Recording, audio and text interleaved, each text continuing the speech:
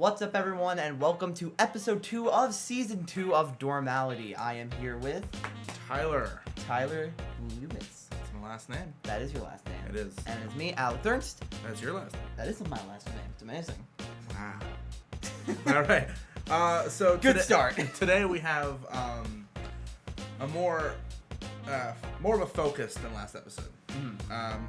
We wanted to get our top 10 albums because we talk about movies, talk about music, but we're both we're really big music lovers. So Yeah. we wanted to break down our top 10 albums.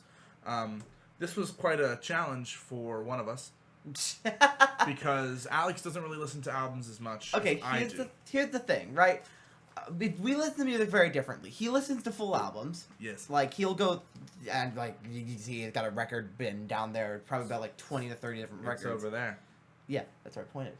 But I listen to more songs. Like, I was talking to him, all my top 20 songs are all from different albums. So, we're going to have very different lists for very different reasons. Yeah. So, to kind of get the ball rolling, we got to figure out who's going to go first. Because we're going to go back and forth from 10 down to 1. So, I'll go 10, he'll go 10, so-and-so. But to start it off, we're going to do an old-fashioned rock, paper, scissors. For our audio listeners, unfortunately, you will not be able to hear it, or see it. Yeah. You'll hear it. You'll hear that sound. What was that for? I don't know. You'll be able to hear the... My favorite part of rock, paper, scissors is the applause afterwards. We're so good at this game. Yes. You'll be able to hear the rock, paper, scissors, but you won't be able to see it, so just imagine it in your head. Uh-huh.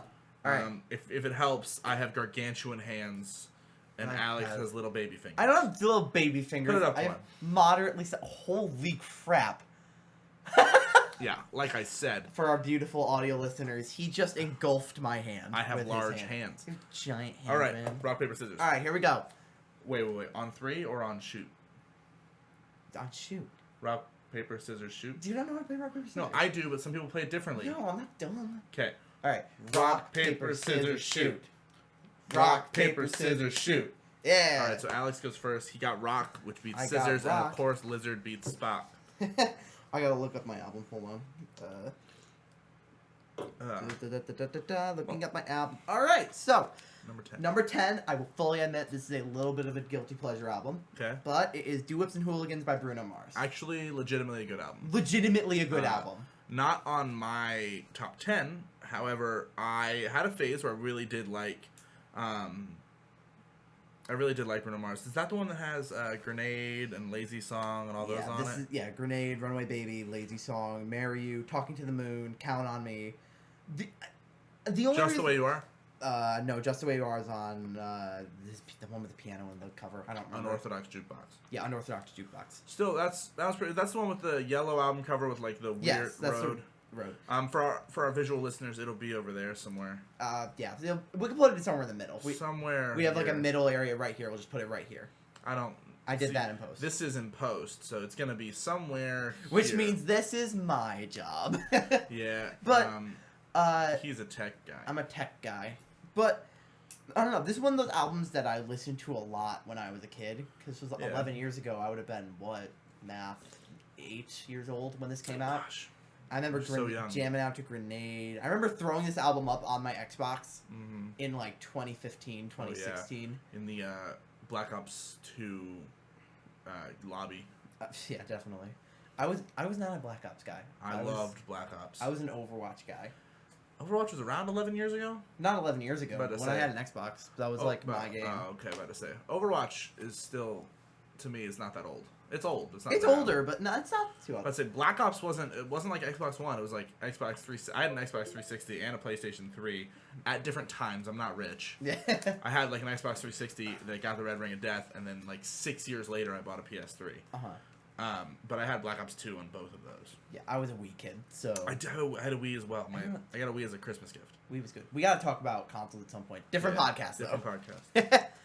But yeah, I mean, it's just a lot of good songs. And I will say, if I listen to this album more, there's a chance it would be higher, which I think I'm going to say for a lot of the albums down here.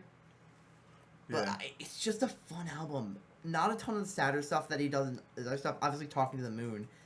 I don't know why I don't have that song liked. I love this song a lot. It's a good song. But yeah, I think that's just my number 10. Fun album. I agree. It's a good album. All right, so my number 10 is Sigh No More by Mumford & Sons. So again, right there. It's Mumford & Sons like first, I think it's their first release, but it's like their first major album, definitely. And it's got songs like The Cave, Roll Away Your Stone, and Little Lion Man on it. Are you familiar with any of these songs? No, but I know Mumford & Sons. Then you probably know Little Lion Man. Probably. So it's not your bum, Oh, that is a very good song. That song was like their first lead track on it. It's also got Thistle and Weeds, Dust Bowl Dance. I think the reason this is on my list at all is just how obsessed my dad was with it when it came out. So it was on all the time. I have it on vinyl over there, but it doesn't have the artwork on it, which is a story for another time. You already know it. Yeah. Why most of my albums don't have covers anymore. But that's my number 10. I know it wasn't as much of a discussion as yours because we both knew your album. Yeah. I'll have deeper level discussions for my higher up on the list. All right. Number 9. Number for 9. Alex. So this is another one that if I listened to it more, I would probably have it further up. Further up. But my number 9 is Ballads 1 by Joji. Yeah. I like this album Not for pretty much the opposite reasons I like It's not my bag, bro. Dukes Hooligans. I will say Joji's not for everyone. And I am one of those. Not everyone's. He's not terrible. I just find no enjoyment in his music. Wow. For me. What? I'm not going to trash anyone else for liking it. Music is subjective, so if you like it, that's cool. If other people like it, that's cool. It's a I very can't get into specific type. Like, a lot of stuff in very mellow music. It's an interesting style that I have a lot of fun with. Like, I love Slow Dancing in the Dark. Yeah, right. No Fun. Slow Dancing in the Dark is good. Slow Dancing in the Dark is great. I've heard that song. I really like that song. It's a decent one. And I like the origins of this guy, because he was on YouTube. He was Filthy Frank. That I can enjoy, because he was a funny guy. It's a wild transition to go from, pink suit, Harlem Shake creative. Just by holding this can. That's an energy drink. That is in a my hand. full-on energy drink. And that's my hand. We just had the most ADHD thing we've ever done on the podcast. For our poor audio listeners, love you guys a lot. He just took a sip of his Coca-Cola coffee caramel, which sounds vomitously gross. It's not bad. But does it taste like Coke? No. Okay, good. It doesn't taste like coffee either, though. Huh. Weird. It's like a weird potion that's keeping me awake. Yeah. But yeah, I like the backstory that the album comes from. I like the type of music it is, and yeah, I think it's just a good album. Any songs off it? Oh, you already named some. Yeah. Yeah. Okay. So now I finally get to have some cool discussion because number 9 for me is Better Oblivion Community Center with their album entitled Better Oblivion Community Center. Original. Yeah, it's self-titled. So the story behind this album is really cool because it's Conor Oberst. Do you know who that is? No. Okay, so he's kind of like I want to say like the modern godfather of indie music. Mm-hmm. He is the lead singer of the band Bright Eyes, who's really big. Okay. He's the lead singer of the punk band Desaparecidos, which I've showed you before. I know Bright Eyes, and you've shown me that. Yes. He also has a river band called the Mystic River Valley Band. Mm-hmm. He's got a few other ones too, and he's got his solo work. But in 2018, actually, it might have been early 2019. He started. Yeah, it's 2019. He collaborated with a new person on the independent scene, which was Phoebe Bridgers, who's pretty big right now. Oh yeah. This is before she'd already released 2 albums at when this album came out. However, this was before her big stuff that's out now, like Kyoto and all those songs. Yeah. But it's them two together, and it's a bunch of albums. They kind of they're a lot of very slow tracks, but also kind of just introspective things. Phoebe Bridgers is kind of talking about a few things on the album that she's talked about in previous albums, and she's talking about her most recent one, Punisher, her relationship with her father, as well as her pretty high profile relationship with now disgraced musician Ryan Adams. Not to be confused with Summer of '69's Bryan Adams, but Ryan Adams, who, to his credit, has made quite a few awesome songs. Garbage Person. Some good songs. And on the flip side of that, Conor Oberst was dealing with the recent death of his brother due to a drug overdose. Which is apparent in the song "Service Road," which opens with the line "You should really call your brother." And it's like, and the whole song goes through like what's been going on with his brother right before his death. Yeah. Pretty dark. Yeah, no kidding. Quite depressing. Quite sad. Quite sad. But good. there's some like highlights on there too, like higher pitched songs. Sleepwalking's a really good song, and it's about kind of just it's this song that details like a summer relationship that kind of just like feels monotonous. However, it's pretty upbeat. Really grasping his straws here because it's a pretty dark album. There's not really many light points. Yeah, I'm gonna be honest, not the happiest one. No, but it's good. It's a good album. All right. So those are our number 9s. Now we move on to number 8. This is an album I just recently listened to. It's been out for a while, and it is one of the most highly praised hip-hop rap albums of all time. There are 2 it could be. Huh? Well, I think... I wrote what I said it was in the camera, and you didn't hear it, so what is it? My Beautiful Dark Twisted Fantasy. So I said To Pimp a Butterfly. That one... Okay, here's the thing. They're both, yeah. I've started To Pimp a Butterfly, right? And from what I've listened to, I've probably 4 songs in, and it's fantastic. It's really good. But you're talking about Kanye's album now. I'm talking about Kanye. It's a good album. I'll give you that. I love To Pimp a Butterfly. Great from what I've listened to. Yeah. My Beautiful Dark Twisted Fantasy is really good. I feel like a lot of people look at, like, especially, like, you know, they get to know me and the music I listen to and the way I present myself, a lot of people think I don't like hip-hop. That's wrong. There is a hip-hop album on my top 10. However, it could also be construed as rock because it's kind of like a rock hip-hop hybrid album. But, like, I love hip-hop. Like, I love Kendrick. So, like I said, I love To Pimp a Butterfly. I love Good Kid, Mad City. And I love Kendrick. I just said Kendrick. You just like Kendrick again? I like Childish Gambino. Oh, but he's got a few good albums. Like Gambino. Because of the Internet is a great one. And then Kanye, I really like Graduation. And then of course this one's pretty decent too. It is good. There's so many absolutely iconic songs on here. Dark Fantasy, Gorgeous, Power, All the Lights, Devil in a New Dress, Runaway, Who Will Survive in America. It's this low because but is it better than Jesus? Is it better than Jesus? Yes, the answer is yes. Always better than The Life of Pablo.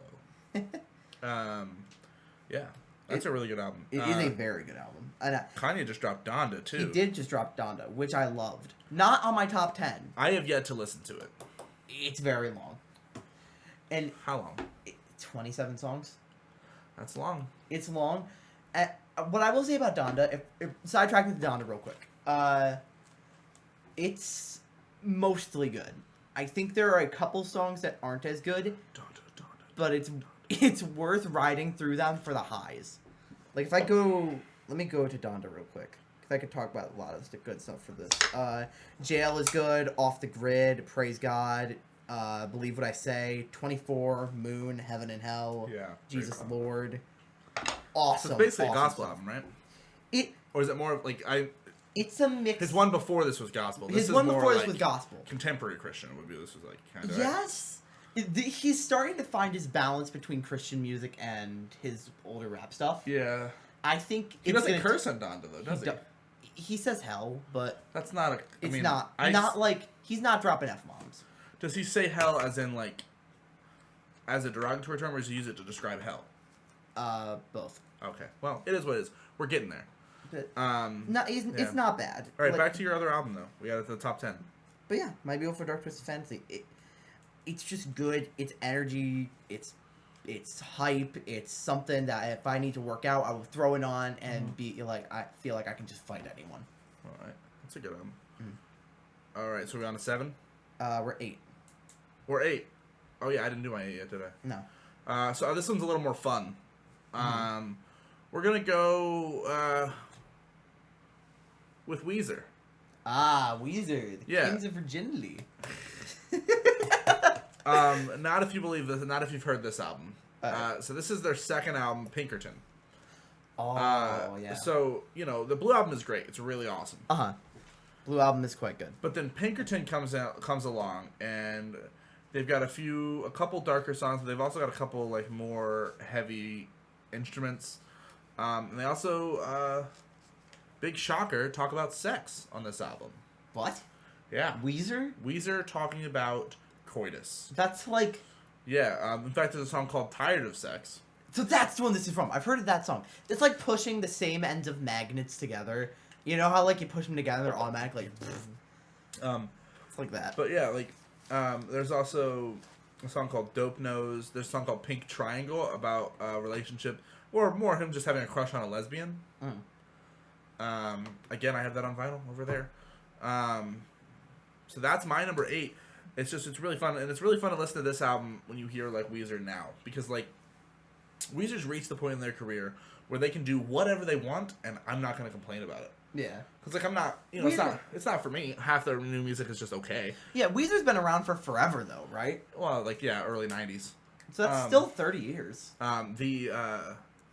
Their new song is the All My Favorite, that one, the All My Favorite Songs. Was that the one that was a collab with AJR?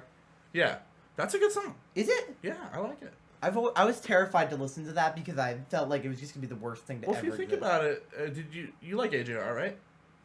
You like you know the song Sober Up? Yeah. You like that song? You know that's a collaboration between Weezer and AJR too, right? Seriously? Yeah, listen to the chorus. No shot. No shot. That's a good cover up there. But yeah, that's a. It's just Rivers Cuomo, but it's the lead singer of Weezer. Yeah. Basically a Weezer and them track, and that's a good one. But like, I have a friend to tell that now because he would lose his mind. He would. There's quite a few songs here and there of their newer stuff that I like, but like it's just back like their first 4 albums to me, I can listen to all the way through. Blue album, Pinkerton, Green album, and Make Believe. Don't sue me if I got the wrong order or if I'm missing one in there because like I'm not. You're trying gonna summon the Weezer fanboys. Yeah. You can't. I piss was off the Weezers. when I was in high school. I was a Weezer fanboy. I absolutely loved Weezer. So I probably knew the answer in high school. It's been a while since I've walked through the doors of a high school. In fact, it's funny. The people who started here, so I don't know if you can tell or if the vibe of the actual show, Dormality. We're in a college dorm currently. We both go to Lancaster Bible College. If you can't tell by the second desk, which is his in the back. It's really messy. Please don't. I don't it's want their very attention over there. Well, I gotta clean it. So mine's not better. You could shove your hand somewhere on my desk and probably punch a Funko Pop. his is pretty bad too. But anyway, off track. The freshman who started this year would have been freshman when I graduated high school.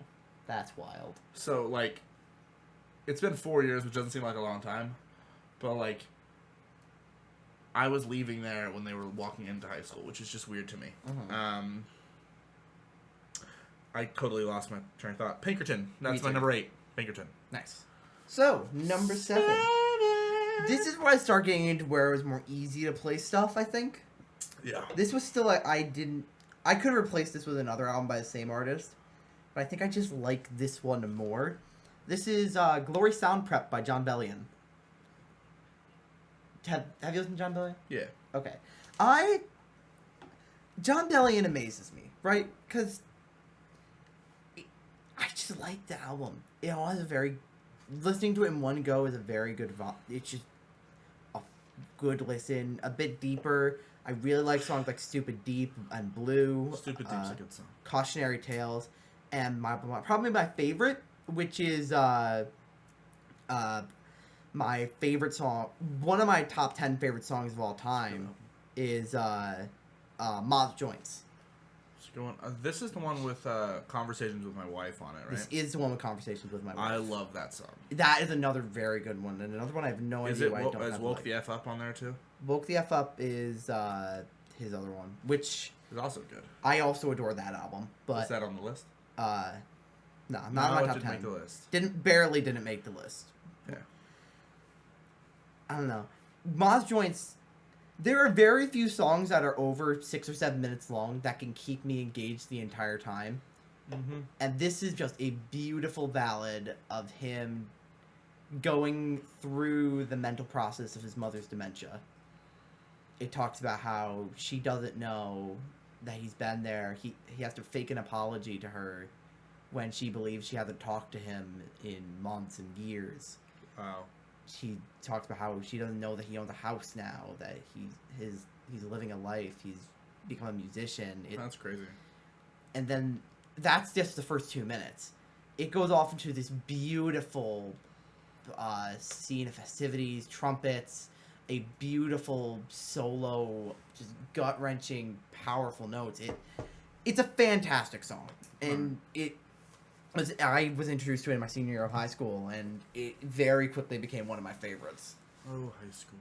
Oh, high school. Oh, man. High school. My number 7 is License to Ill by the Beastie Boys. Ah, yes. So, we're going to do a fun little thing here. Mm-hmm. I want you to name 3 Beastie Boys songs. You know I can't name one. But no, I want you to try to name 3. Okay? I don't know any. You don't know any. I've listened to the Beastie Boys like in passing, but I've That's never the thing. sat In down. passing, I want you to name or try to. If you can't name, but like try to if you can come up with like ideas of songs, be like, I you can't even come up with any. No. You don't even know of any like ideas, like maybe not titles. If you mentioned what they were, I would probably know them.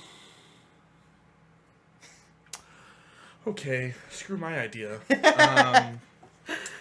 I was just gonna say it's because it's their most popular album, and I was being willing to say you ask a casual person who barely listens to them 3 or 4 songs that name the Beastie Boys, they're gonna name these songs, and all of them are gonna be on this album. Okay. Here, I guess we'll play it the opposite way. Fight for Your Right to Party. Yes. No Sleep Till Brooklyn. I heard of it. Brass Monkey. Yes. Paul Revere. Yes. That's it. But there's there's other ones too. I know I absolutely know Fight for Your Right to Party. Fight for Your Right is a great one. And Sabotage is a great one as well. Fight for Your Right to Party is really funny. Because they put so much effort into writing an anti-party song. And then it became like the national anthem for all frat guy parties everywhere. You and me need to watch the Beastie Boys documentary. There's a Beastie Boys documentary? Oh, yeah. It's so good. It's actually the 2, because there were 3, but 1 passed away. It's the 2 remaining members, like a stage show, and they talk about the history of the band. They talk about how, they wrote it to be like a anti-party song, and how they actually started to believe that they were like these party frat boys. Like their shows started to be like, they have inflatable genitalia on stage, and they would do all this other stuff, and then they realized they were becoming the people they were making fun of, which then led into their later albums being a little more serious. But still, fun, because it's the Beastie Boys. Yeah. But like I said, earlier, I said I like hip-hop. This album is hip-hop. Like, it's Def Jam Records. Like, but it's got the rock-leaning guitars and drums and, like, mentality. But yeah, like, Fight for Your Right is a great song. Sabotage is a great song. But what I love about this album is it's a very good, like, middle ground because of how it can still be very funny with songs like Paul Revere or Brass Monkey or Girls. Like, have you ever heard the song Girls? So, one of the songs, it's about, like, how much he needs girls. And it's girls to do the laundry, girls to do all this stuff that he doesn't know how to do by himself. Oh. And it's about, and then, there's some pretty crude lines in there that are really funny. But it's just really good. But then it has, like, the heavier, like, No Sleep Till Brooklyn, and Slow Ride that are both really good songs. So that is my number 7. The good number 7. It's good number 7. I had a feeling I was going to see Beastie Boys somewhere in your top 10. I know you like Beastie Boys a lot. I have License to Ill on vinyl, but it's like a white vinyl. Yeah. It's bougie. I was going to pull it out, but it, like, Should I? Yeah, go for it. Yeah, whatever. I get entertained. Yeah, no, I knew he was gonna do Beastie Boys.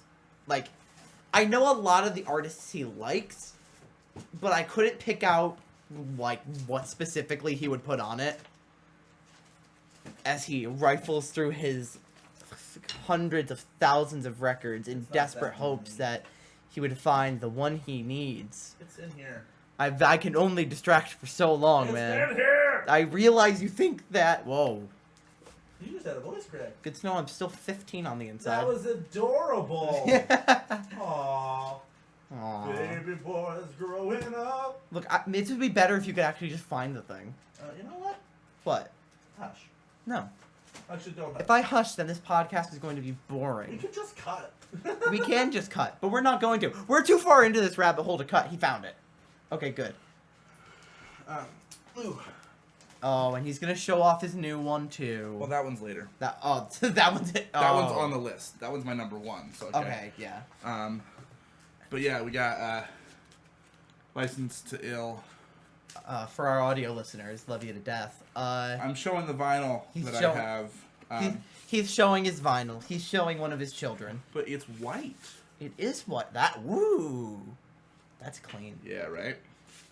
See, vinyl's dope because you can actually do creative stuff with it. Yeah. Like, there's only so much you can do with a CD. But vinyl, you can just do whatever you feel like with it. And it's awesome. All right, you can move on to your number 7. All right, we're at number 6 now. 6, yeah. Number 6, this is one we talked about beforehand. And we know we both have this album somewhere, and I don't know where his is. My number 6 is Vessel by 21 Pilots. Let me pull it up on here. I think 21 Pilots has two sets of albums. 2 albums that start a new style, and then 2 albums after them that perfect it. And I think... An interesting way of looking at it. I think that Vessel is the peak of their old stuff. And an album I'll talk about later is what I believe is the peak of their new stuff. But I can name so many songs I just adore on this. Holding On to You, Migraine, House of Gold, Car Radio... Semi-Automatic, Screen, The Run and Go, Gun for Hands, Trees, Truce. I like every song on this album. I like the kind of 8-bit style they throw in every now and again. I think their lyrics are excellent. I agree. And seeing the more raw style of Tyler's vocals is... Thank you. You're welcome. Not my vocals. I don't remember his last name. Tyler Joseph. Tyler Joseph. Okay. But it's so interesting hearing his more raw screams, his more less controlled notes, a newer, rawer style that I really enjoy. Why are you playing with my tape measure? Because I wanted to get your attention. It's my number 4. Okay. Well, spoiler alert. Well, that's the thing. Like, I'm not gonna get to number 4 and be like, I have Vessel done. Yeah. I figured we're already talking about the album. I might as well hop in and talk about my thoughts on it too. Yeah. So I have it higher than 6 because my 5 and 6 are really good albums, but don't have the same amount of like. Actually, impromptu change. What? Oh, he's changing. Vessel's my number 5. Okay. Because I do 4 is the one I had before was actually more influential to me. Okay. I love Vessel. I think it was great. Because it, like most, it was my introduction to 21 Pilots. Mm-hmm. Right. See, quick side note. That's interesting. I think we've been realizing that there are a couple times our age gap shows. Yeah. Because I'm 19 and you're 22? 21. I'll be 22 this year. Okay. Next year. So we almost have a 3-year age gap. Almost, yeah. My introduction was Blurry Face. All right. Yeah, my introduction was Vessel because I remember hearing like Migraine and Holding On to You on 96.1. On the radio in my room. Do you want to be disappointed by how I discovered no 21 Pilots? Is it a movie? No, it's worse. Is it a TikTok? Or... Nope, no, it's worse. How's it worse? So, there's a Geometry Dash level. Oh no. This was one of the first. Okay, this is you're gonna want to skip ahead like a minute, but guy named End Level, right? Mm-hmm. there's a thing in the game called custom songs. We get our songs off a website called Newgrounds that's integrated into the game. But if you mess around with the game's files, you can get basically any audio file in if you just put in the song's ID. Yeah. So, End Level was one of the first people to push this with his level Ride, which I'll give you 3 guesses as to what song that uses. Ride. Brilliant. And that was the first time I'd heard them, and I was like, dang, these guys are good. Yeah. Blurryface was like where I like kind of took notice of them as like an amazing band. Mm-hmm. But like I heard Vessel and I liked Vessel a lot. Yeah. And I was really into Vessel. And then Blurryface came out and was like, whoa. That's crazy. But that's weird because I didn't put Blurryface on my record because as I've gone back and I've gotten older, Blurryface is a really good album start to finish. Mm-hmm. It's a concept album, just as Trench is. But Vessel is more of a exploration of like depression and anxiety and things that he was going on through that time. And as a male teenager when I was listening to this stuff, I was going through that stuff. Mm-hmm. So there's a deep place in my heart for that. And again, it's my number 5. It's interesting you comment on that, because that I'm going to put in that's going to come into play later in a very similar story with one of my albums coming up. Cool. And I think you already know what it is. But, yeah, I love Vessel. Vessel is fantastic. He's a nice one. And to make you feel better about how I discovered 21 Pilots, the reason I rediscovered them was because a couple buddies of mine that were a year older than me in high school were messing around and playing car radio on the piano. Yeah. I was like, dang, I forgot about those guys. Because when I heard Ride, I went through and just listened to Blurryface. I was like, man, this is a good album. Yeah. I liked a couple songs, didn't really think much of it, kind of went on in my life. But that was when I finally went through, I listened to all Vessel, then Blurryface, went back to 21 Pilots or Self-Titled, and then eventually I would go on to Trench. Alrighty. Yeah. Am I at my number 6 now? Yeah, sure. That's how we'll do it. Okay, my number 6 is American Idiot. Oh, that's the Green Day. Yeah. So Green Day was my favorite band for like 10 years of my life, from when I was about 9 till probably when I was about 19. I just loved it. I loved Green Day so much. Mm-hmm. And I always in my mind split Green Day up into 2 bands, basically. There is the pre-American Idiot Green Day and the post-American Idiot Green Day. Because you have such amazing albums like Dookie and Insomniac and Nimrod that all came out before American Idiot in the 90s, and that's where you get like the grungy very like muddled Green Day. There's like their old stuff, and that's really awesome. Mm-hmm. And I love like Welcome to Paradise. I love Longview, even like some of the slower stuff that came on Nimrod, like Time of Your Life, or Good Riddance as it's actually called. But do you know the story behind American Idiot? No. And why they made it? Like, I know it's a political album. I'm not trying to get into that right now. Yeah. The story behind why it was made, why it was made in the first place. They had made an album called Cigarettes and Valentines. Mm-hmm. Very much supposed to be in the vein of, like, normal Green Day. But the masters were stolen. And this was before, like, this was in 2003. What are the masters? So it's still the way records now, but the masters are basically the full file recordings of all of the songs together. Oh. Like you can have certain instrumental tracks and stuff like that, but this was the songs all together. Those are the masters. Yeah. And nowadays, you have your masters, but they're also all backed up on like computers. Mm-hmm. These were like there was a computer, but it was like files that can easily be stolen. Yeah. So Cigarettes and Valentines was stolen. Ooh. They don't know who stole it. So they went in and instead of re-recording the album, they realized the amount of turmoil that America was going through with the Bush administration and like 9/11 and the Iraq War, and they made an album called American Idiot, and they made a rock opera, basically, which actually later became a Broadway show with those songs. I think our theater did it at one point. I hate that. What do you mean? Because I want to see it. It's so good. I've never seen it, and I want to, because I didn't have enough money. But that's besides the point. Back to the album. It's just the way it's set up is so crazy. Because, before that, I'd heard concept albums. But this is the first album I've listened to from start to finish where I could see the story. Mm-hmm. And you've got, such a good flow between, you know, the opening track of American Idiot, the bombastic, like, don't want to be an American Idiot. and then straight into Jesus of Suburbia, which is a 9-minute song. But it feels so different because it's one song. This is how you know they took inspiration from, like, Broadway, is because it's one song split into, like, 4 different songs. But it's still just Jesus of Suburbia. But then you go into, like, an explanation of him and his friends. And then you go into meeting characters. And then you go into him deciding he needs to leave his city. But then you get, you know, a bunch of introductions of characters later on, and things like Saint Jimmy and Gloria. Gloria in the play gets her name from actually. There's the album after this, which would be 21st Century Breakdown in 2009, because they used both albums to make the play. However, in the album itself, her name was What's Her Name. And you get a bunch of songs that are really cool there. And honestly, it's really awesome instrumental. And it kind of changed who Green Day was in their future albums. Some mostly for the best, but then also for the worst. Like their last, when it came out, I loved Revolution Radio, but Uno, Dos, and Tre were terrible.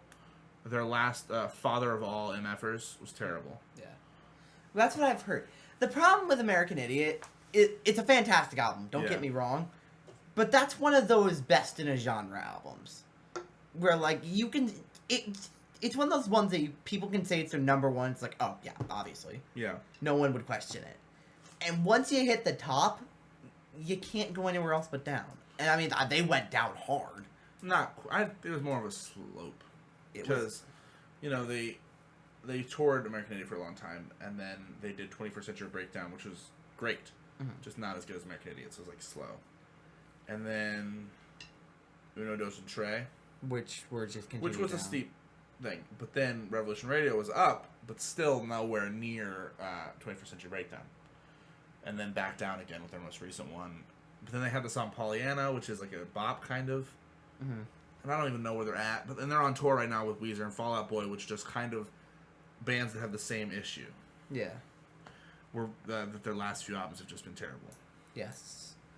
Yeah.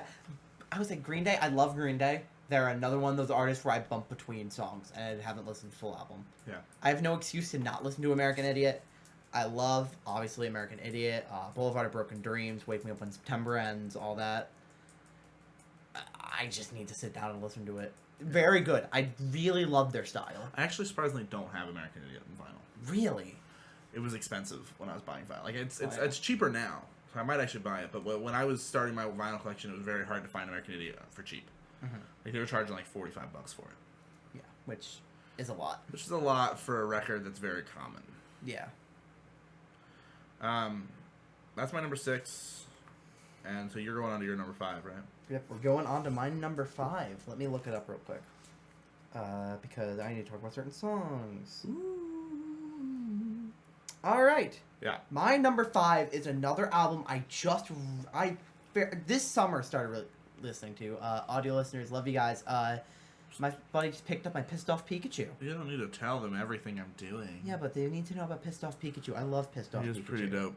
He's so angry. Like, just so unrelentingly angry. Anyway. Yeah. My number 5 album is Vices and Virtues by Panic at the Disco. Yeah. I have bias here. All growing up, I was a Panic guy. Loved it. First concert I ever went to see was Panic when they were touring Pray for the Wicked. That was your first concert was Pray for the Wicked? Yeah. Dude, how old were you? I was 17, I think. That's insane. Like, maybe it's just... we were never a big concert family. If our family was going to go out and see something, we were a Broadway family. We'd go to New York and see a show. I've never been to Broadway, but I was a concert fan. My dad was the general manager of House of Blues, which is a concert venue. Yeah. He was a restaurant manager. But still, like, I saw a bunch of shows there. My first concert was... Modest Mouse, which I talked about in the last one. Mm-hmm. But I've seen Pearl Jam, I've seen Weezer. I saw All-Star Weekend. Remember them? I know the name. So you remember Disney Channel had the MBT, the Next Big Thing band? Yes.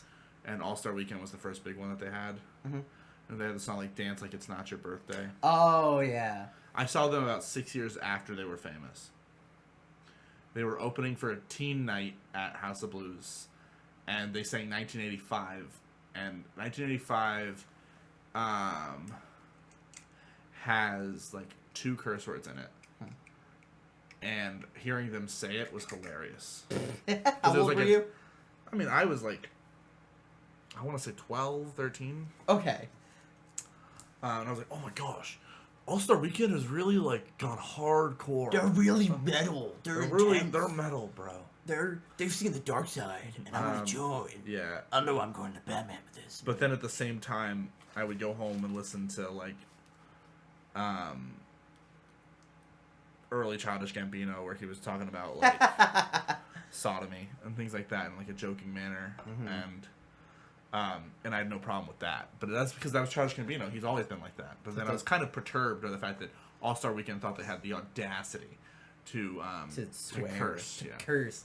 The Disney children have cursed. Yeah. But all right, vices and virtues. So I love Panic.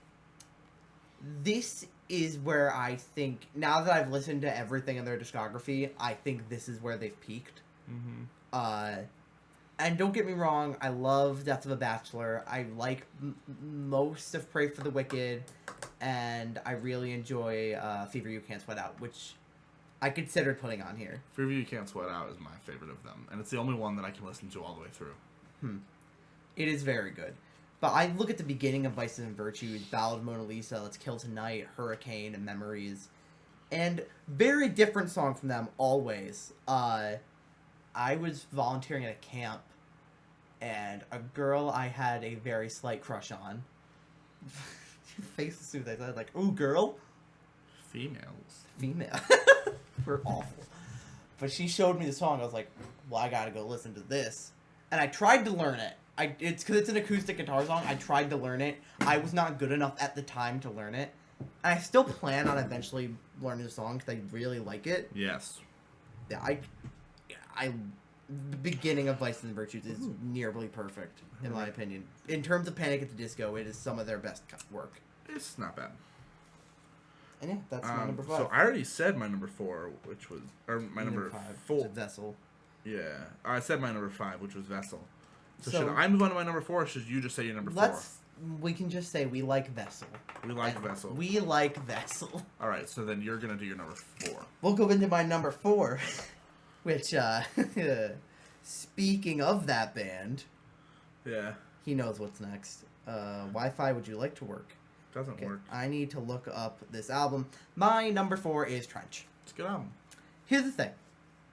I think this is where I say that, whereas I view Vessel as an altercation and perfection of their old stuff, yeah, I think Trench is an altercation and perfection of their newer stuff.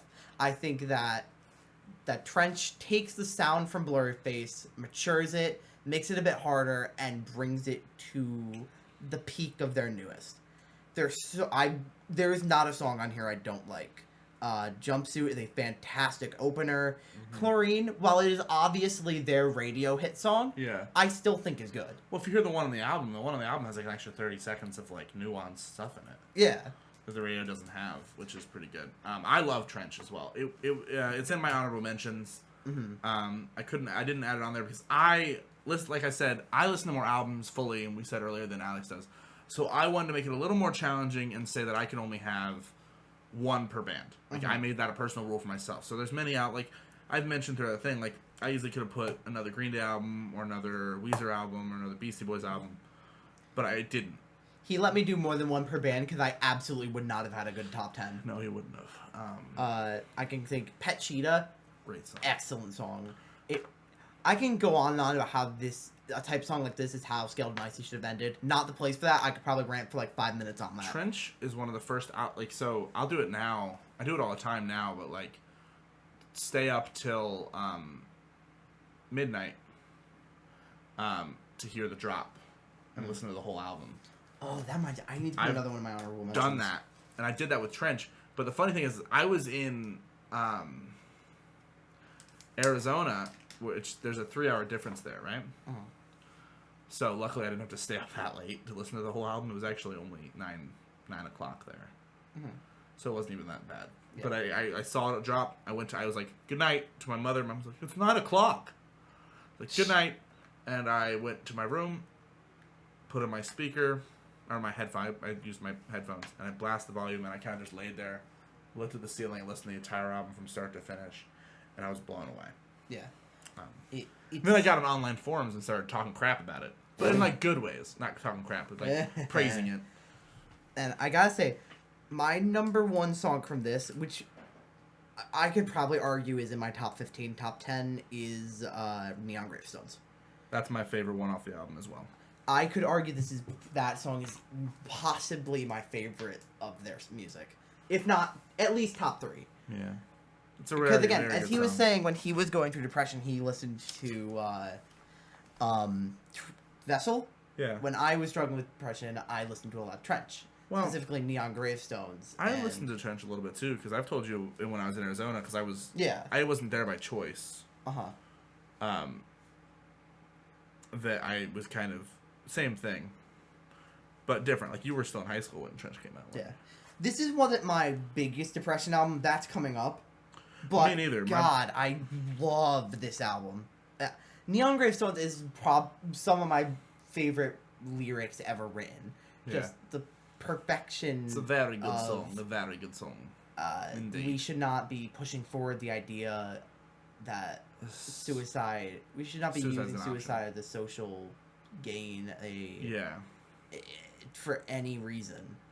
It's very real. It's very dark, and it's so good. Beautiful piano behind it. It's so good. Did you hear the BBC version of it where he just him and a piano? I have not. It's on YouTube. You should check it out. All right. Well, with that, I'm gonna lead into my number 4. All right, go for it. It's called "I'm Wide Awake, It's Morning." Mm-hmm. So this is kind of a cheat because it's not a double, but it is Conor Oberst. It's Bright Eyes. Okay. This is Bright Eyes' break into the industry, and it's regarded as probably, when people think indie music, a lot of people think of this album. It's got songs At the Bottom of Everything, We Are Nowhere and It's Now, Lua, Train Underwater, and the one that everybody knows but doesn't think they know is First Day of My Life. And it's like a love song. It's played at tons of weddings. This is the first day of my life. Oh, yeah. That's a song that everyone knows. Yeah. And that's when I say Bright Eyes, I don't know who that is, and then I say that lyric. I'm like, oh, I know that song. It's so romantic. Mm-hmm. Yeah. But the whole album is so good because it goes through him talking about losing a love, and there's this kind of through line of this metaphor called the yellow bird, and it's mentioned in 2 or 3 songs. You're the yellow bird I've been waiting for. Is the line he says in one song, and then later on he said, "Did you forget that yellow bird?"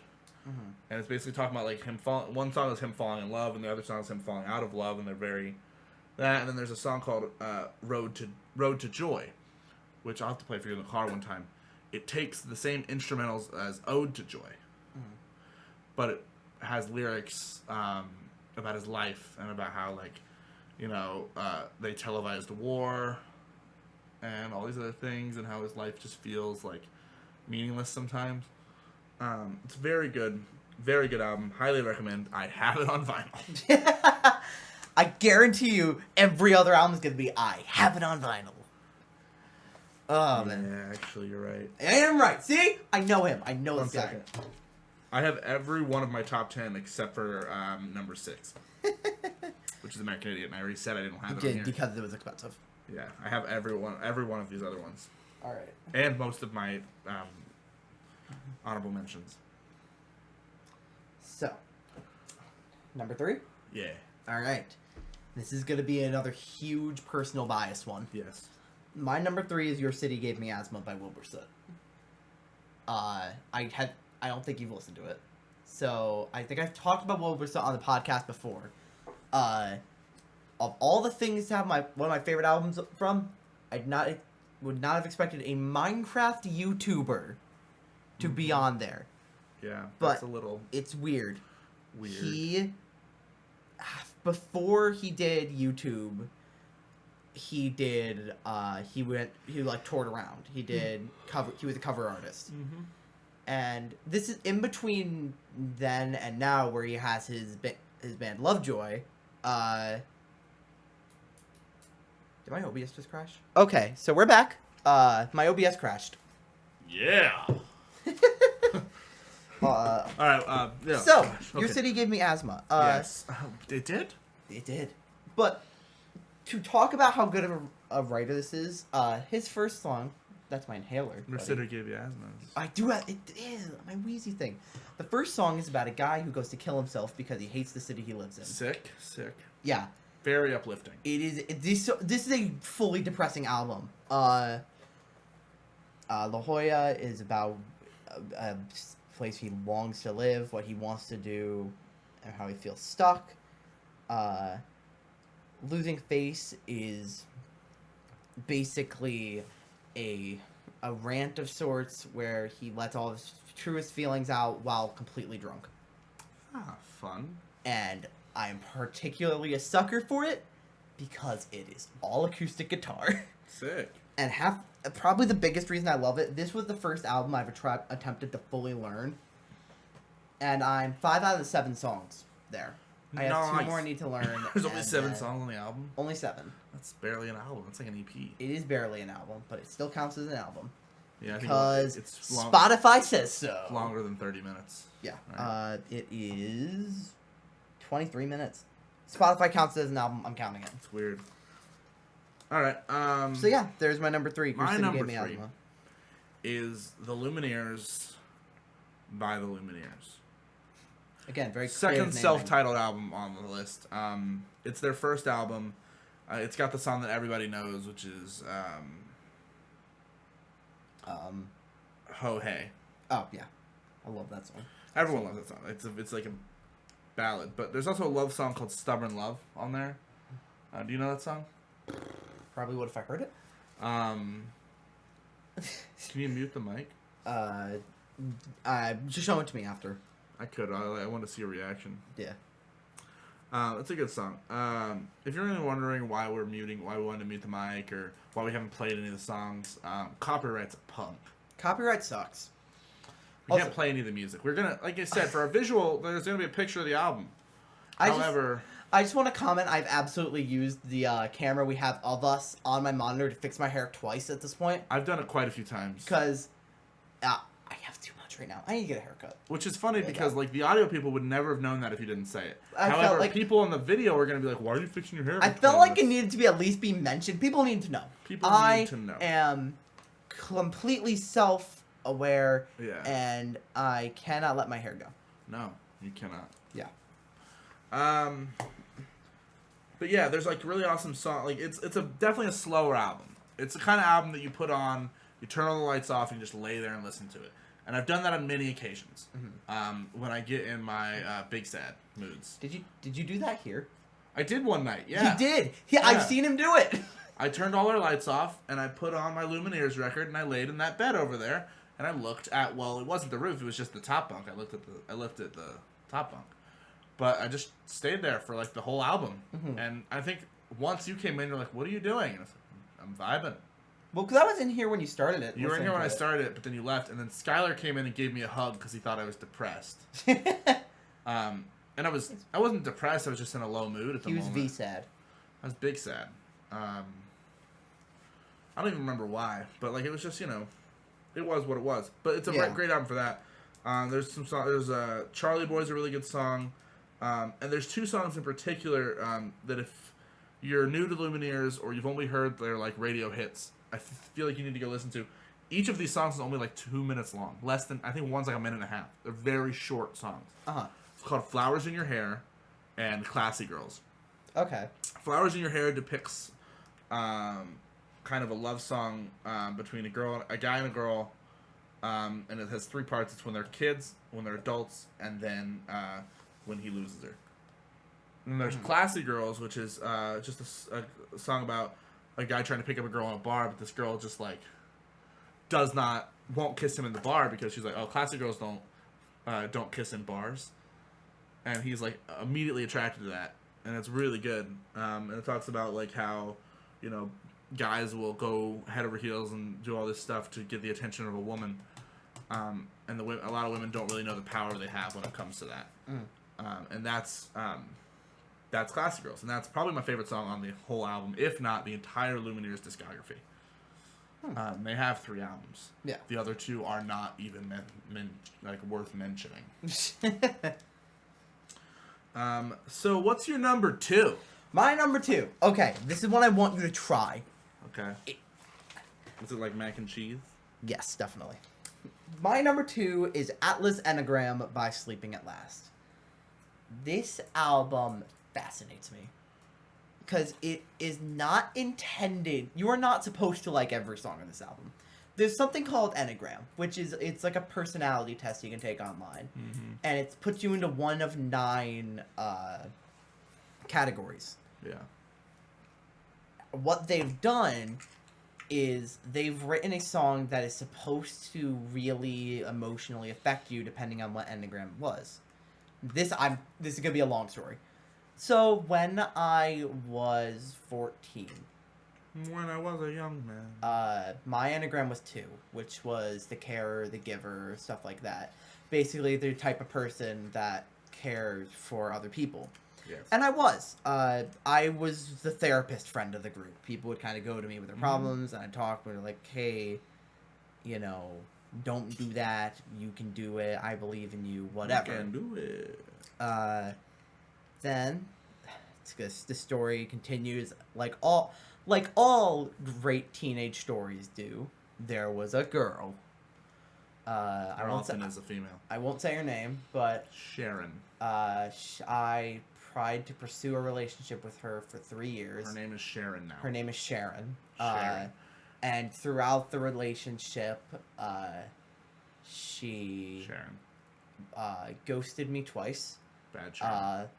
Led me on to believe she wanted to go on a date. It's not cool, But Sharon. when I tried to, she stopped talking to me.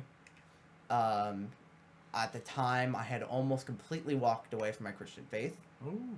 And when we were dating, I pursued her for 3 years, and then we finally dated for 4 months. Now, within those 4 months, I stopped going to youth group. She would make up lies about my family to get me to go against them. And because I wanted to be with her, I believed them, pushed me away from basically everyone. Yeah. And she finally, at the very end, ghosted me again, which is something at the beginning of the relationship I asked, we can never do this again. I can't handle that. Yeah. Ghosted me again, broke up with me, and lost all contact. I had a similar relationship like that. Until a month later, she tried to text me about how she wasn't doing well mentally and didn't know if she could go on. Final message she sent me was, I am getting help, and the next thing I hear, she is in a psych ward. Oh, fun. Yeah. Oh, gosh. Okay. So the album? But the reason I tell that is because... Logic. My Enneagram shifted. Oh. I went from a 2 to an 8, which is... 8 is like a defensive, sort of individualistic... I don't want to let people in because I can't handle that. And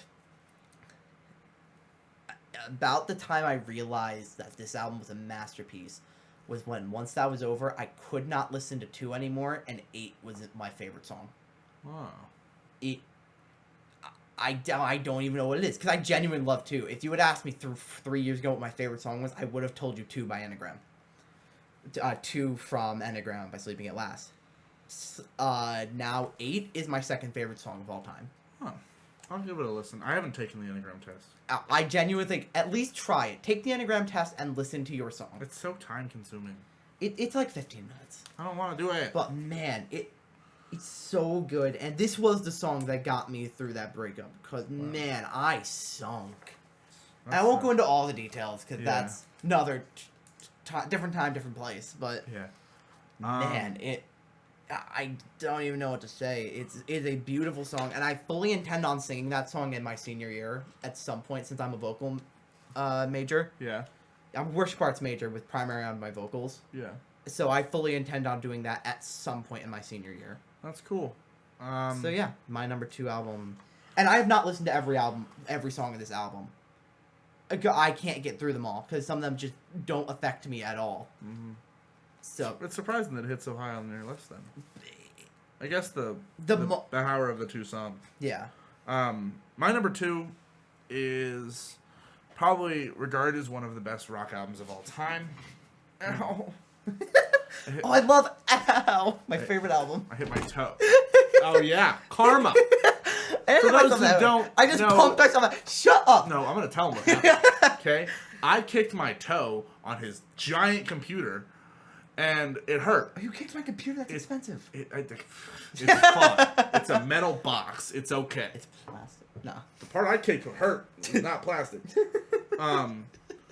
Anyway, he started laughing. Uh-huh. And then he hits his knee on the desk. Karma's real. All right. My number 2 is... Did I just... Nope. The best rock album of all time? One of them. One of them. Nevermind by Nirvana. It's their second album. And it's the song... Like, name 2 Nirvana songs. Can you? Smell Like Teen Spirit. Uh-huh. And... Oh, I should be able to name a second one. Tell me the other one I should be able to name. I'll know it if you say it. Come As You Are. Yes.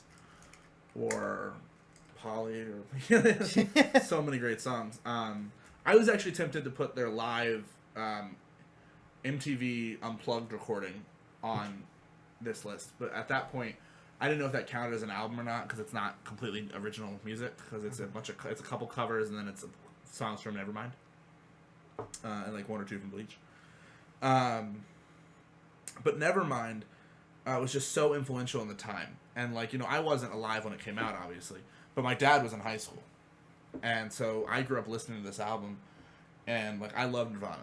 Mm-hmm. He'll tell you, I've got a Nirvana shirt that I wear often. And what's my wallet? It's the smiley. It's the do I have it? It was on the floor last I checked. Why is my wallet on the floor? It was on the floor this morning. I don't know. Oh, that was this morning. That's because I don't care about what I do when I go to bed. We'll find it later. But it's important. But it's like a yellow plaid, and it has the Nirvana smiley face on it. But anyway, I just remember really loved jamming out to the songs on that album. And, you know, Nirvana itself is a pretty tragic band, right? Yeah. Because Kurt Cobain, you know, all that went down. They only had 3 major albums. You know, they Bleach, Nevermind, and In Utero. And they're all very good in their own right. But I feel like Nevermind just completely encapsulates everything that they have to offer as a band. You know, obviously they could have had so much more had they like went on, but like even if you listen to like you can hear the stuff that came out of Nevermind influencing bands in the future. Yeah. Like every band that came out after 1992 when Nevermind came out takes that style of like grunge and has that like bands in it, and like even members of their own band like Dave Grohl went on to form the Foo Fighters shortly after Kurt Cobain's death. Oh, really? You didn't know that? Wow, that's... Dave Grohl's the drummer of Nirvana.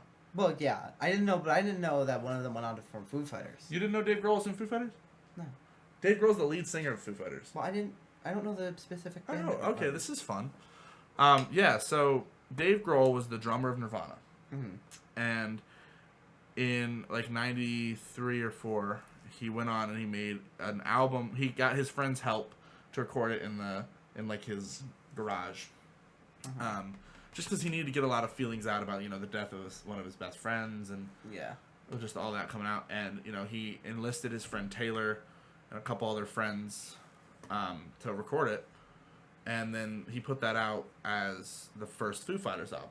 Yeah. And then, you know, they've been touring for years since. But yeah, no, the lead singer of Foo Fighters is the drummer from Nirvana. Same guy. He's also the drummer from the band Them Crooked Vultures, which you probably don't know. Yeah. But that album is my number 2. I'm excited to hear your number 1 pick. My number 1. I swear. Is it going to get me mad? Maybe. All right, go ahead. My number 1 is Now Not Yet by Half Alive. Okay. Knowing you, I understand that. Here's the thing. It's a good album. If you don't know Half Alive, they're not the world's biggest band. they're basically the love child of older 21 Pilots and a bit of AJR. I don't know, what else would you throw in there? They're a mix of a lot of things. Mm-hmm. I would say that they have, like, a very 21 Pilots, like, lyrically Yeah. kind of thing. They're a very John Bellion. Very John Bellion, I was going to say. So you kind of see a lot of my favorite artists kind of morph into what Half Alive is. And they're Christians. And they're Christians. Fully Christian band. So many... this is one of the only artists that repeats in my top 100. Mm-hmm. And, like, right now, top 25. But, I mean, top 25 songs of all time. Runaway is such a jam. I love Maybe. Still Feel is excellent. Trust. Arrow is so good and has the sickest drum fill in any song I've ever heard. Still Feel was the radio release. Still Feel was probably their biggest one. Yeah. They have great collabs. Ice Cold's good. Rest is good. Pure Gold. And the two I like most are the two last ones. Breakfast, which is a... You know what? Do you know what I mean when I say songs that make you feel like you can float? Yeah. Like songs that you just feel... Yeah, very ambient. Very ambient. Breakfast is their sort of ambience, light drums, light instrumental, lofty vocals. I just love that song. Yeah. And my favorite song is the last one, which is my favorite song of all time. Really? Which is Creature by Half Alive. It's a good song. It's a good song. It, in my opinion, is the perfect combination of worship lyrics, excellent musicianship in the background. I adore the ending of the song, which is a syncopated, basically slight gospel message of I am ready for when Jesus Christ returns. Good song. His hidden years exposed a mess. Selfless turns self in this. So good. Yeah.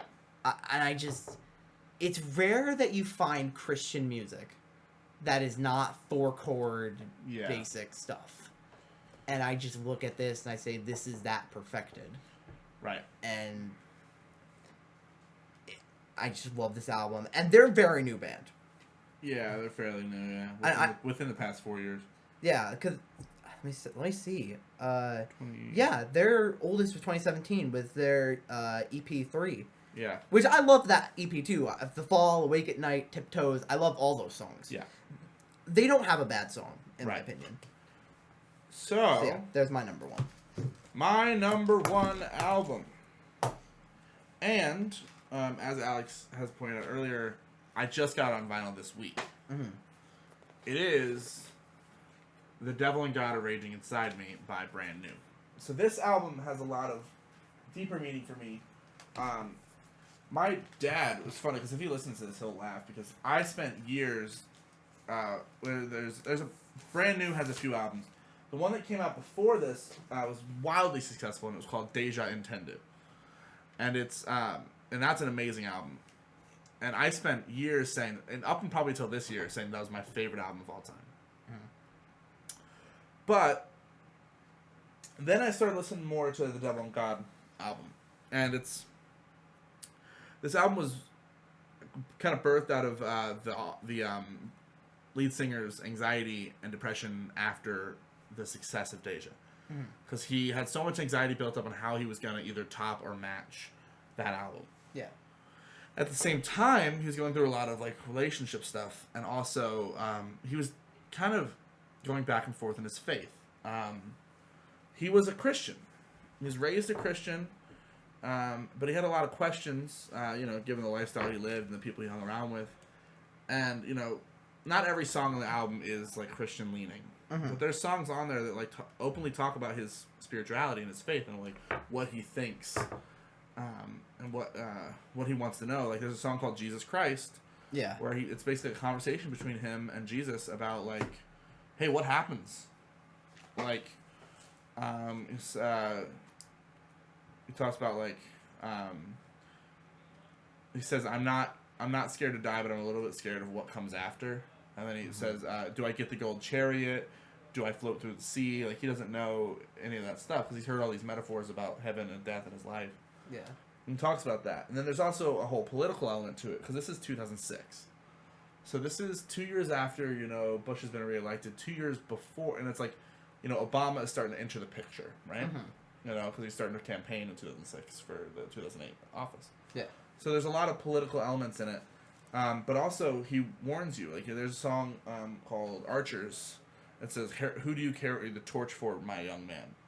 And he keeps going through it, and he also talks about how he found his God on a campaign trail, which isn't, you know, a good thing. Yeah. And he goes on and just so much, like, going through a head, because, like, a lot of albums have a concept, but this album kind of just feels like a guy going through the ringer. Yeah. You know, he's going through a relationship. He's going through a breakup. He's going through his spirituality. He's going through what he thinks he's supposed to believe in politics. And, like, it's just a masterpiece of an album. Also, though, like, that freaking cover, man. That's sick. Like, that is a sick cover. It has the sleeve on it right now, but, like, you've got, like, you know, the two Grim Reapers and then the little girl over here. And I will say, I've only listened to the first three because those are what he played on the record when I was in here. I liked all three of them, and I really liked the second and third song. And one of them was Jesus Christ. Yeah, Jesus Christ was the third one. Yeah, I really like that. The opening song is called "Sowing Season," and it's kind of about him losing his friends. Mm-hmm. That brings us to the end of our actual lists, right? The actual list, yeah. So kind of just in one fell swoop, I think we name our honorable mentions. Don't even really get into that much of a discussion about it. I think let's do a little bit.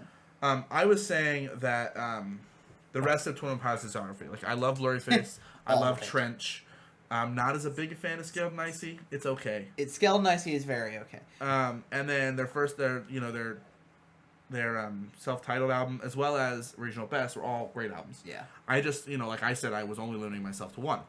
And then Deja Entendu, the album I just said, that used to be my favorite album for a long time, again, was subject to the whole I only said one. Out of curiosity, if you were allowed to do more than one, would that be number two? Deja? Yeah. Oh, yeah. 100%. Okay. 100%. It's still number two. Like, Deja is such a good album. Yeah. The album cover is... This band just has really good album covers. Like, the album cover for Deja is, like, an astronaut floating in, like, an orange ocean. Yeah, I'll show it to you. Let me see. So, and then that it for your... Ooh, that's cool. I'll put that in post. Yeah, put it in post. Like, it's on the phone, but he's going to be here. But that's just a giant right on the screen. But is that it for your honorable mention? There's a couple other Weezer ones. Green Day. I really like Dookie. Mm-hmm. The album, not the... That's a really great quote out of context. I really like Dookie. And I'm sure there's some I forgot that I'm gonna like be like laying in bed later, like not that one. Like everyone's gonna like. I'll probably be looking through my records later, and I'll be like, this is such a good one too. Because this was really hard for me to list this because I listen to albums. It's like what I do. Like when I am tired or when I'm depressed or when I'm happy or when I'm anything, I pop on a record and I reflect. So there's so many of these that have like gotten me through different times in my life. Now, on the other hand, I'm a big playlist guy. I have a bunch of different playlists. I have Delorum, which is my sad playlist. Eternal, which is my worship. Cloud9 is my happy stuff. You name them. I do name them. I love naming them. And they're really pretentious, and I realize that, but it's fun. All right. I'm also... So, like, I don't want to say that I'm not a podcast guy.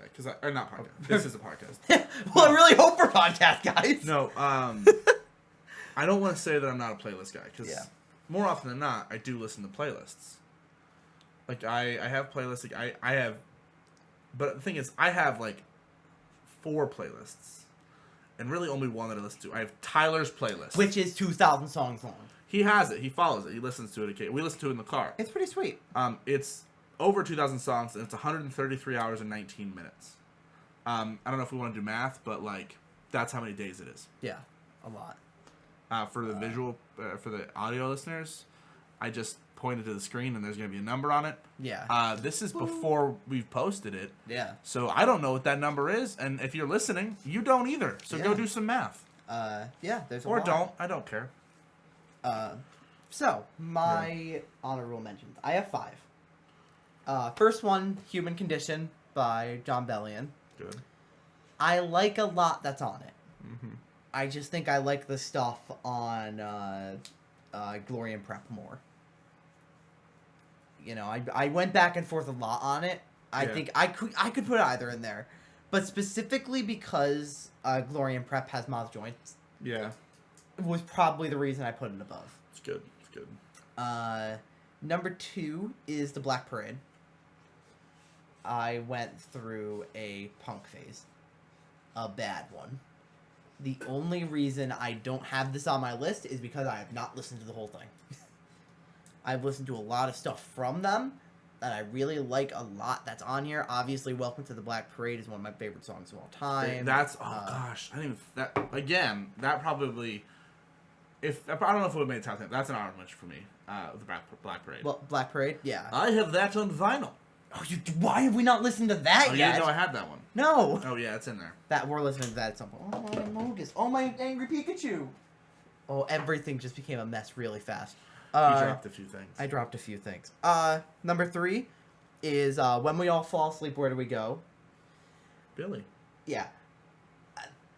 I'm so mixed on this. I like about half of this album. Good thing. I am a firm believer that when Billie Eilish just sings, she is excellent. Yeah. I can go through. I love some of these songs on here. Like, let me look it up real quick. Yeah, we can get at that in a minute. When we all fall asleep, where do we go? Yeah. Why do I have known? I know I have these liked. It doesn't matter. There's a couple of the more intense things that I like. Yeah. Bury a Friend's good. That's a good song. ILO and ILO is a good one. Yeah. When the Party's over. But there are ones where she just sings. When the Party's Over, Listen Before I Go, I Love You. Those are my favorites from her by a lot. Zanny, I think a bit is in there. All right. Well, that is our honorable mentions. Or you have more? I have 2 more. 2 more. 2 more. Wrap them up. Fever You Can't Sweat Out by Panic at the Disco. Yeah, we mentioned that earlier. And what's number 1 then? Well, these aren't in any order, but my last one is The Search by NF.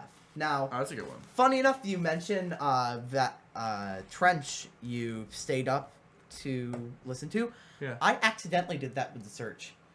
I kid you not, when I went to go listen to NF, and when I looked up, he had dropped the album 17 seconds before I went to look it up. That's funny. So I was probably within the first, 1,000 to listen to the album. That's cool. Yeah. And I loved it. I love that album. I think it's awesome, but it's not in my top 10. So yeah, that's it. And I think we can just end here. We don't want to do the other thing? It's been an hour and a half. It has been, hasn't it? Yeah.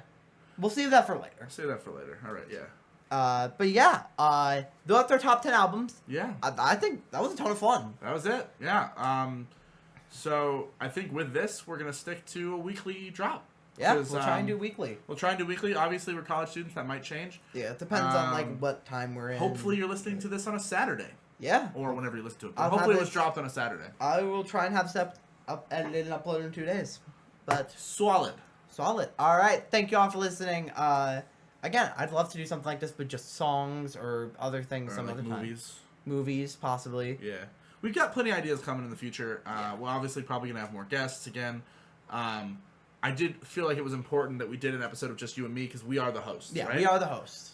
Cole was on our last episode, and I'm sure maybe in the future, but and we'll get more people in. We'll get more people in too. Cole was in the last episode, and that was because he was a guest, right? He's not on the main team.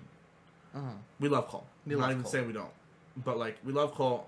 He was just a guest. He may be back in the future. He may not. We never know. You really explained this whole guest thing, huh? Yeah, I just want to explain what a guest is. I just didn't want people to be like, why are there only 2 of those idiots? All right. Well, but yeah, that was Dormality. Thank you all so much for listening. We will see you next week. Yeah. Goodbye.